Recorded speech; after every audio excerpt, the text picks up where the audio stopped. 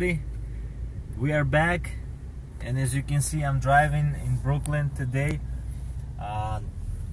Together with Alex, we are fixing Alex's car, so I had to help him out, pick him up, and yeah, definitely, I wanted to do this live stream while I'm driving because I wanted to show you a little bit of this car and how it drives, how it feels to be driven. As you can see, it's a little bit, a little bit stiffer than Infiniti for the reasons of because it's more sporty, and it's one of the biggest reasons why I wanted to get this car, even though it was front-wheel drive. It's something that gives back the feedback to the driver, driving dynamics, and for everyday use, I think I would suggest you this car.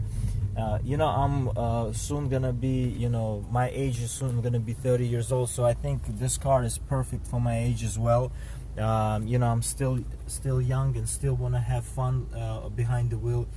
I don't mean like older generation people don't want to have fun, but I mean like, I like this car and I drive this car, and it's something that I use every day. This is my daily vehicle, and every time I get the chance to go behind the wheel of more faster cars, I always get that chance. And but I always tend to compare this car to every other vehicle that I own, and I always tell you this feedback that how does this Jetta compare, for example, to the M5 that I reviewed recently? Why is that M5 any better than this, or why is that M5 any worse than this? In my opinion, I think M5 is like a childhood dream. I remember back in the day when I used to play Need for Speed. If you remember the first Need for Speed, when the first M5 finally showed up in a game, and it was competing with Ferraris and Lamborghinis, and it was fascinating to me how can four-door car, just a sedan, regular executive sedan, can be on par, on the same level with Ferraris. And since then, I wanted to try this car out, and brand new M5, 567 horsepower. So back in the day it was just 450, but now it's it's different ball game. Okay, so who came into this live stream? Molotov, Dan Park, Quote 94, BGB Speed, Kozo, Habu, Blaster 431. Guys, if you have any questions, feel free to ask. Right now we're driving in a Leos Jetta GLI with beautiful wheel. Let's zoom in. Yeah, I like the steering wheel because the steering wheel is comfortable to drive. It's so nice, man. Yeah, and it's light when you turn. Yeah, it's kind of light. But you know what's funny? When I reviewed my friend's car M235i, you remember on the channel review, that steering, if you believe it or not, is more lighter than this one, which is just fascinating, and I can't understand why is it like that. Because more performance car, much more performance in that car. This one gives you a little bit more feedback. I'll be honest with you, I like the steering wheel feel better than the BMWs. Maybe I am biased in a way, but maybe back to back Alex can try that car and my car, and maybe we can compare someday. But it's so weird that I feel more feedback from this steering wheel. I absolutely like how the dashboard looks, man. Okay, it's beautiful. Hopefully, if we have a little bit of space, I can show you how fast is this car a little bit. So you're putting it in where? Yeah. Let's see if we can do a little bit of run here. Put it in a Nobody in the back. You're good, bro. And then we can just a little push.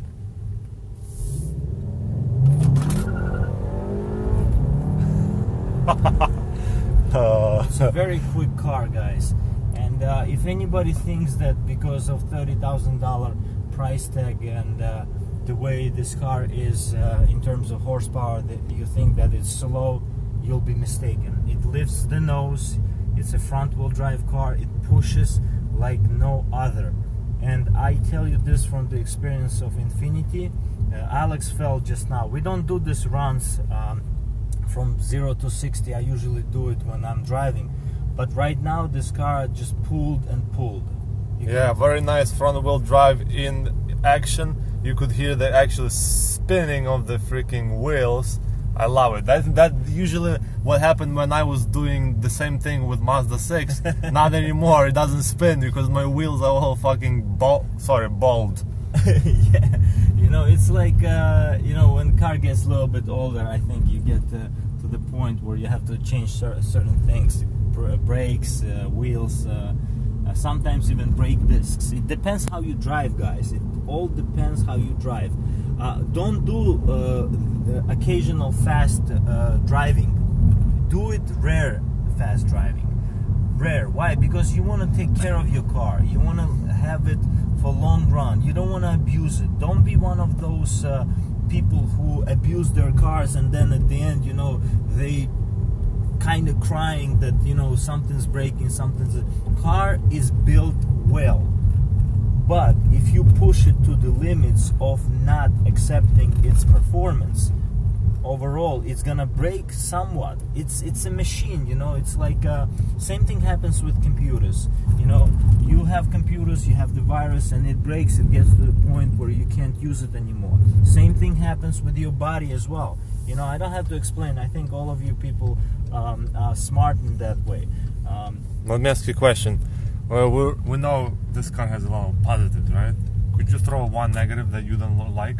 The negative about this is, first thing comes to my mind is the build quality. I would expect to be a little bit better. I think that because of the, but it's growing on me. You know, I don't look at it as more as I've been looking in the past. Alex knows. Little things used to bother me. Not anymore. You know, car needs to be used. Just take care of your belonging, what you have, and believe me, it's gonna give you good feedback. So you know, just to stop preaching. You know, I just wanted to let you know that, you know, you have to appreciate the things that you have, and it's gonna give you back. Nice. Alright guys, I don't see any questions, so yeah, you know, Mustang, what else? Thanks for joining, bro. Any questions, let us know, guys. We're driving GLI, Leos GLI, trying to do some spins, real spins over here from 0 to 60. We just did once. Good enough. Yeah, it did 0 to 60 this time really quick. Probably did in 6 seconds, maybe 5.5. I want you to see these seats, guys. Look at these seats. Look at this red stitching on the sides. Looks very cool. Yeah, and the bolsters here. Very nice. I actually got stuck to it when he pushed to the bottom. Pedals are really nice. Pedals look like racing cars have. You see that metal sticking out of there? Yeah. I mean, for $30,000 fully loaded car, you get sound system, you get sporty suspension, you get this good engine that GTI has. The only thing is down on the torque. This one has 207 compared to GTI's 256. But still, you get very good overall car. And if you're thinking about affordability, it's cheaper than the GTI and is almost the same car. You know, if you wanted to get into the firstly into the front wheel drive segment and you wanted to try front wheel drive, this car is perfect for you. You know, GTI, the reason why I didn't want to get GTI, I wanted to get more power. I didn't like the hatchback. I'll be honest with you, I like sedan. You know me from the past. I had all the sedans, Alex knows that. And hatchback, just it looks a little bit childish. I'll be honest with you, you know. I don't know, it just doesn't make me look serious when I'm driving. Yeah? It's just my opinion. Same thing with Volkswagen R? Golf R, you know, yeah, you know, the only childish? Thing, yeah, it's fast. It looks little because of this you know, hatchback thing. But knowing what Golf R is, very usable in terms of the power, and you know, car is really good on everything, driving and dynamics of it. Maybe in that way, you know, I would go with Golf R and how fast it is. But at the same time, you know, yeah, it's hatchback look. You know, it all depends what you like. Close up over here on the details. Yeah, You have the Fender audio system here, good quality on it. I have so far under 6,000 miles on this car. I just got it half a year ago. Yeah, I'm so far, you know, it's you know, it makes me feel happy when I'm driving it, and it makes you want to drive it, you know, and that's what I need in the car. I really wanted that. You know, Infiniti was too executive, you know, too serious, you know, and power was not that well usable because torque was kicking in around 3,000, 4,000 RPM. This one kicks in below 2,000, so you feel more power right away. And for city driving, it is more usable car and much better. So, you know, basically, if you want to drive in a city, get a smaller car, get that power that you can use. You know, I can use all 230 horsepower here. I couldn't use all 330 horsepower in an Infiniti, if you understand what I mean. Only on highway sometimes you could push, but when you pushed, the car was going too fast and you could have been breaking speed limits. So it depends, you know, what you like. I like, you know, more 40 miles an hour, 50 miles an hour engaged driving. That's my preference right now. Maybe it will change in the future, but for now, you know, you gotta go with what you like and what you can. Basically, I don't know, what do you think about your Mazda, Alex, by the way? First of all, give us the negatives and the positives right away. As you know, I got Mazda 6, right? Mazda 6 2016. Very nice body. The reason I got that car was because it's pretty spacious inside. I didn't want a small car because I'm a freaking tall guy, 6'1", and I needed something where I can actually... Yeah, and I need something that work.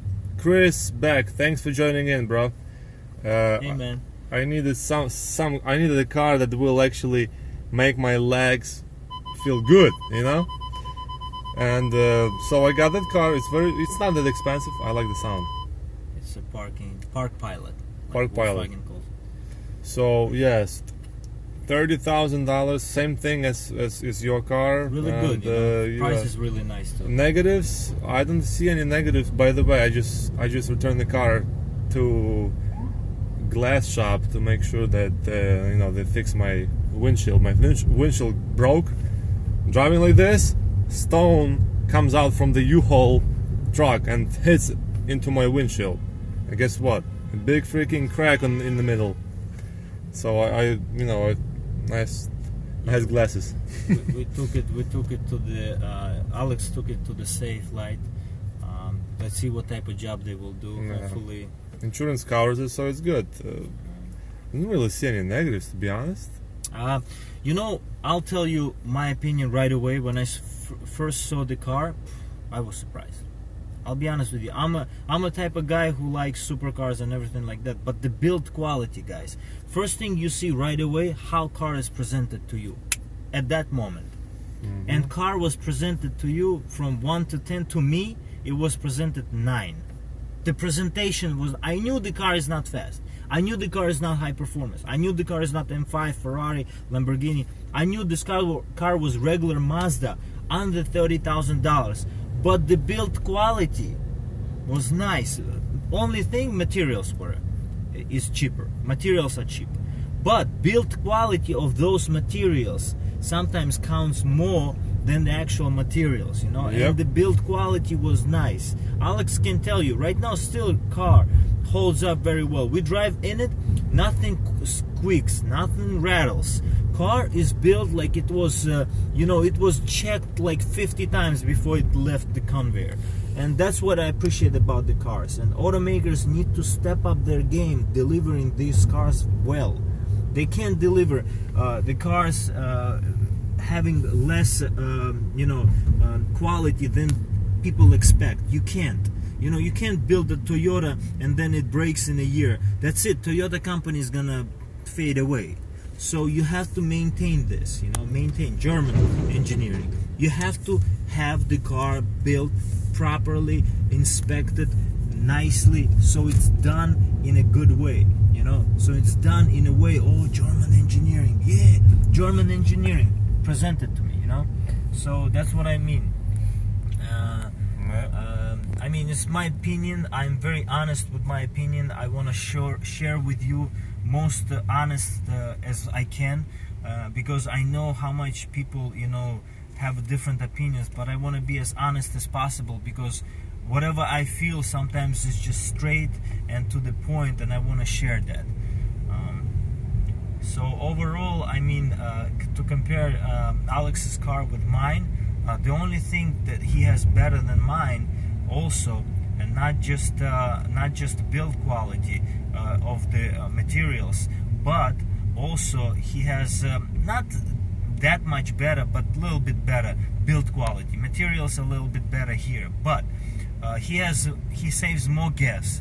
He has more overall, you know, usability of the car. Car is more, you know, it's easier to change oil, for example. It's easier. I had to change the oil recently, and it is a process that, you know, you have to buy a certain filter, you have to change the oil a certain way. You know, it's all a process that is a little bit sensitive in German cars than, for example, Japanese cars. Infiniti, I just came into the shop, told them the synthetic oil. They put a synthetic oil. Every oil goes, as long as it's it depends. You can put even conventional in Japanese. So that's the beauty. Here I had to choose Castrol because they recommend this. I had to choose certain gas to fill into the car when I drive it. I have to put a certain filter. I have to choose the certain size. I have to know how many quarts it takes. This engine is precise. It needs certain things, you know. And you know it's a performance vehicle, and this is the drawback, little drawback of usability of it, because of the performance. Because of the performance abilities, you tend to understand that the car, it has to be given more care and more attention, and that's good, you know. Sometimes it makes you feel like, oh, it's a special car, you know. And if you're a car guy, for you it's not gonna be overwhelming and too much thinking, but you know, for regular person who's gonna own this car, he's gonna think, oh, this, that, you know. It's like a little bit, you know, different. Infiniti, I came to the shop, I told them synthetic oil, they had the filter, they had the oil, they put the filter, everything, and it ended up, I ended up paying, in local shop, I ended up paying under $80 for everything, with the oil change, with the oil, and with the filter. In the Volkswagen, I had to order my oil. I wanted to get it precisely for this car, exactly Castrol, exactly full synthetic, certain type, certain filter, you know. And it ended up being, with the work, it ended up being under $100, guys. Can you believe that? 4-cylinder engine. Now get that, 4-cylinder engine. It's not V6 like Infiniti was.